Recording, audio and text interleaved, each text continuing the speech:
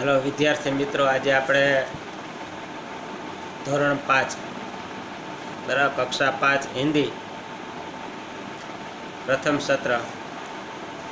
जो प्रथम इसका इकाई है, लेसन का नाम है यातायात।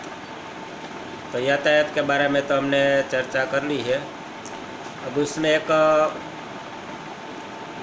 मुख्य बाबत है, तो एक दो पहियों वाले यातायात के साधन कौन कौन से हैं, तीन पहियों वाले यातायात के साधन कौन कौन से हैं, चार पहियों वाले यातायात के साधन कौन कौन से हैं, और चार से अधिक पहियों वाले यातायात के साधन कौन कौन से हैं।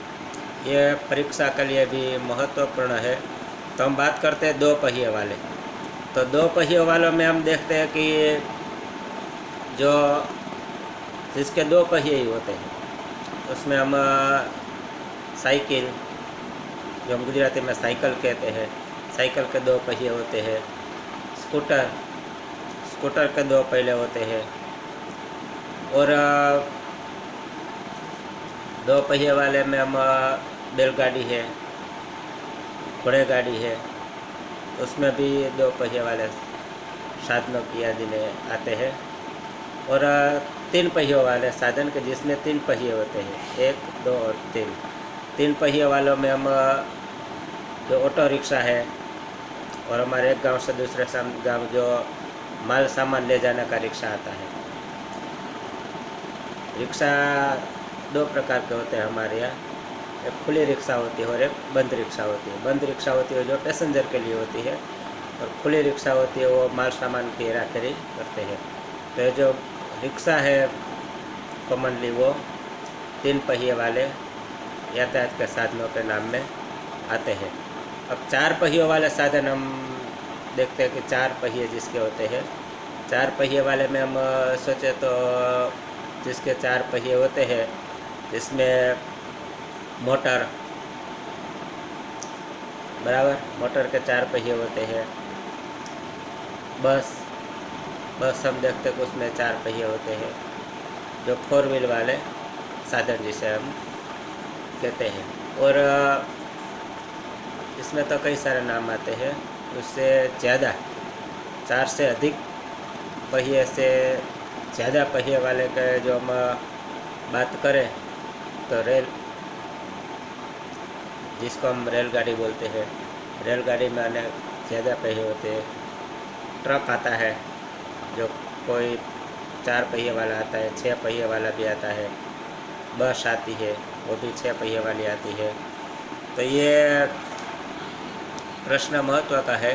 ये एक हम कसौटी में भी पूछ सकते हैं कि वर्गीकरण करिए या इसके नाम बताइए। तो ये आप सभी बच्चे इसकी तैयारी कर लेना। पाठ्य पुस्तक आपको मिल गए हैं, उसमें भी ये सब दिया है। तो पाठ्य पुस्तक भी उसमें ये जो मैंने नाम बताया वो लिखने का है। और उसके बाद एक महत्वपूर्ण बात है कि टिकट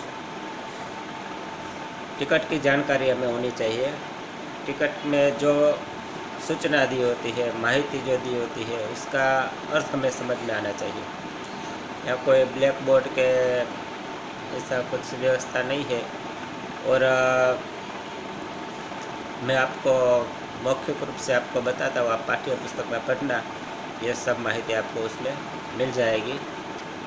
तो इसमें टिकट, जिसको हम टिकट कहते हैं गुजराती में, टिकट हिंदी में, तो टिकट की माहिती भी हमें होनी चाहिए कि हम बस में जाए या रेलगाड़ी में जाए तो उसका क्या किराया है, कितना अंतर है, कहाँ से कहाँ तक जाना है, किलोमीटर, ये सब उसमें लिखा होता है।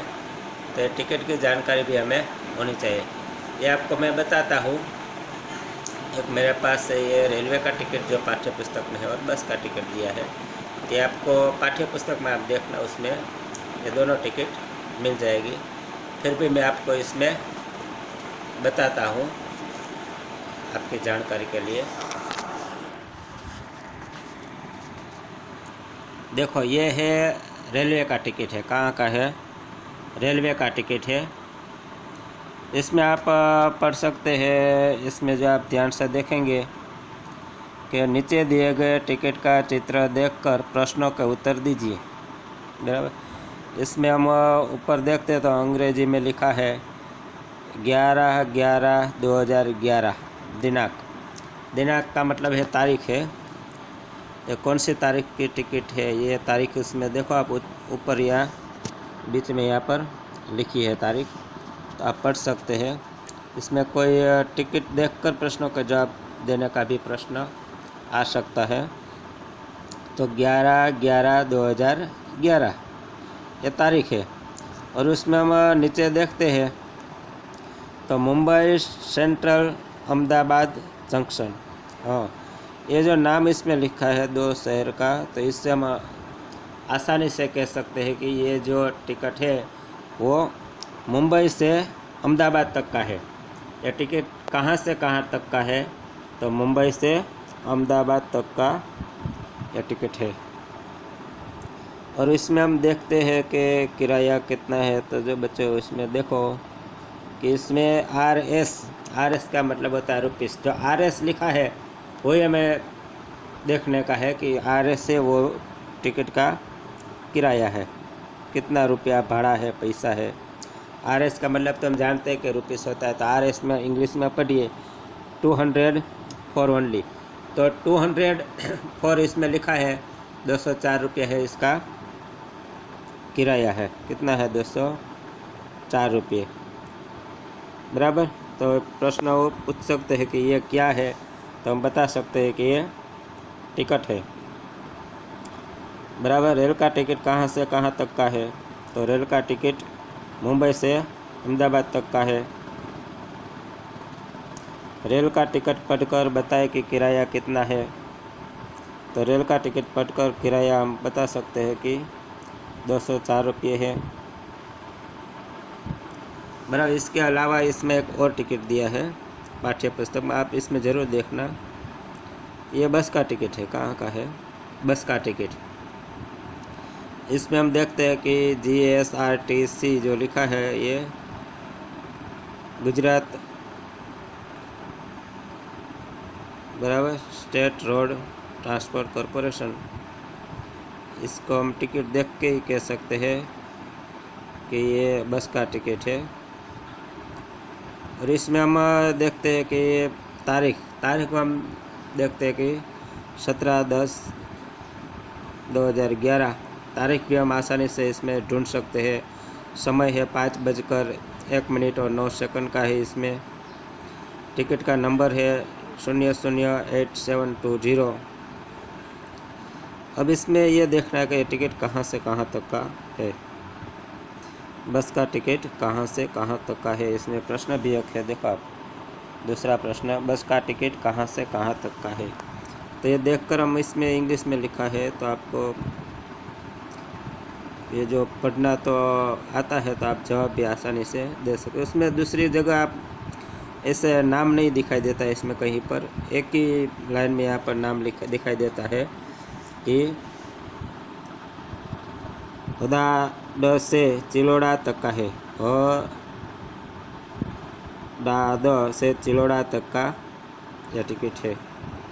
और इसमें हम आगे देखें बराबर कि बस के टिकट में किराया कितना है। देखो इसमें प्रश्न है बस के टिकट में किराया कितना लिखा है, चौथा प्रश्न है। तो इसमें आप बच्चों देखकर पढ़ सकते हैं कि किराया कितना। मैंने बताया कि किराए के लिए आपको RS ढूंढना पड़ेगा। RS इसमें कहाँ पर लिखा है, तो RS का मतलब है रुपीस, पैसे। तो इसका भाड़ा है, किराया है, RS यहाँ लिखा है। देखो लिखा है ना बच्चों, देखो जो यहाँ पर RS लिखा है, तो RS का मतलब है रुपीस 91, 91 रुपया। गुजराती में बोलते हैं 91 रुपया, और हिंदी में 91 रुपये, 91 रुपीस इसमें किराया लिखा है।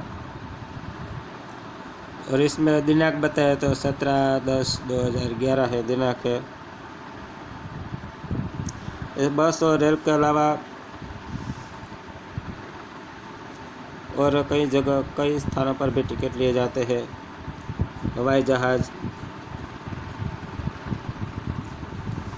और एरोप्लेन जिसे बोलते हैं, दरियाई जहाज़, उसमें भी हमें टिकट और किराया लगता है। तो ये टिकट का प्रश्न महत्व का है, ये टेस्ट में भी पूछ सकते हैं। तो बच्चों,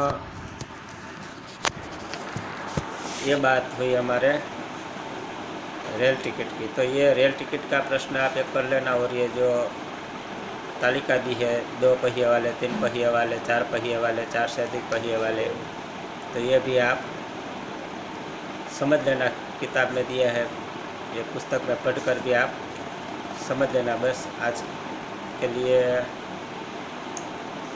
और इसमें एक दिया है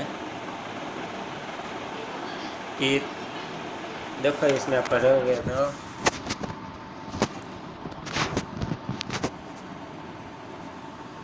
तुम किस प्रकार जाते हो, मामा के घर तुम किस प्रकार जाते हो। तो मेरा बताऊँ तो चलो, मैं मामा के घर बस में जाता हूँ। सिनेमा देखने तुम किस में जाते हो, तो सिनेमा देखने हम किस साधन में जाते हैं। आप साइकिल लेके जाते हैं, मोटरसाइकिल में जाते हैं, बस में जाते हैं, रिक्शा में जाते हैं। तो मैं तो सिनेमा देखने नहीं जाता हूँ, लेकिन जब जाता था तब मैं साइकिल लेके जाता था राजकोट में सिनेमा देखने। अब स्कूल है तो स्कूल आप कैसे जाते हैं बच्चे, तो हम देखते हैं कि कई बच्चे हमारे स्कूल में पैदल चल कर आते हैं, कई बच्चे साइकिल लेकर आते हैं। बराबर, मैं स्कूल में मोटरसाइकिल लेके जाता हूँ। तो आप कभी कभी मैं चलकर भी स्कूल जाता हूँ। तो आप ये इसमें लिखना कि आप स्कूल कैसे जाते हैं, बाज़ार कैसे जाते हैं। ज़्यादातर तो मैं बाज़ार पैदल चल कर जाता हूँ। आप किस में जाते हो, आप इसमें लिखने का है। अब इसमें प्रश्न है, तुमने इनमें से किसकी सवारी की है। अगर हाँ हो तो राइट, और ना हो तो गलत का निशान लगाने का है। घोड़ा गाड़ी है तो उसमें सवारी की है, आपने शायद नहीं की होगी, नहीं की है तो ना लिखने का, उसमें वो क्रॉस मार्क लगाने का है। और की हो तो राइट लिखना का। इसमें या मोटर है, उसमें सवारी की, ऊँट गाड़ी है, बैलगाड़ी है, रेलगाड़ी है। बराबर, मैंने तो इस सब में सवारी की है तो मैं इस सब में हाँ ही लिखूँगा। आपने की है तो राइट लिखने का है, नहीं की है तो गलत का निशान, ये गलत का निशान लगाने का है। अब पढ़िए, समझिए और का निशान लगाइए। सवारी है, बराबर, टिकट लगेगा, पैसा लगेगा और मुफ्त में। बराबर, इसमें किस किस साधन में आप जाते हो तो टिकट लगता है, पैसा लगता है, किस में पैसा नहीं लगता है। बराबर, मैं उदाहरण देता हूँ कि मैं चलो घोड़ा गाड़ी में जाता हूँ। तो घोड़ा गाड़ी में मैं जब जाता था तब उसमें टिकट तो नहीं होता था, घोड़ा गाड़ी में टिकट तो नहीं लगता है, पैसा ज़रूर लगता है। वो मुफ्त में तो कोई नहीं ले जाता है, पैसा उसका 10 रुपया, 15 रुपया, 20 रुपया पैसा तो उसमें लगता है। और इसमें रेलगाड़ी है, रेलगाड़ी में भी गया हूँ तो वहाँ तो टिकट लेनी पड़ती है, पैसा भी देना पड़ता है, तो मुफ्त में तो कोई नहीं ले जाता। मोटर में भी किराया देना पड़ता, टिकट नहीं होता है। ऊँट गाड़ी है, बैलगाड़ी है, बराबर, जो हमारा अपना ऊँट होता है, अपनी बैलगाड़ी होती है, तो हम कहीं पर जाने के लिए मुफ्त में जा सकते हैं। तो इसमें आप कौन कौन के साधन में पैसा देने पड़ते हैं और कौन के साधन में पैसे नहीं देने पड़ते हैं, ये इसमें टिक करने का है। तो चलो बच्चों, आप घर पे रहिए, कहीं बाहर नहीं जाइए, घर पर ही पढ़ाई करिए, जितना समय मिले, 1 घंटा 2 घंटा। तो और जो मैं वीडियो आपको शेयर करता हूँ, बराबर, जो सरकार तरफ से वीडियो आते हैं वो भी मैं आपको शेयर करता हूँ, वो आप देखिए।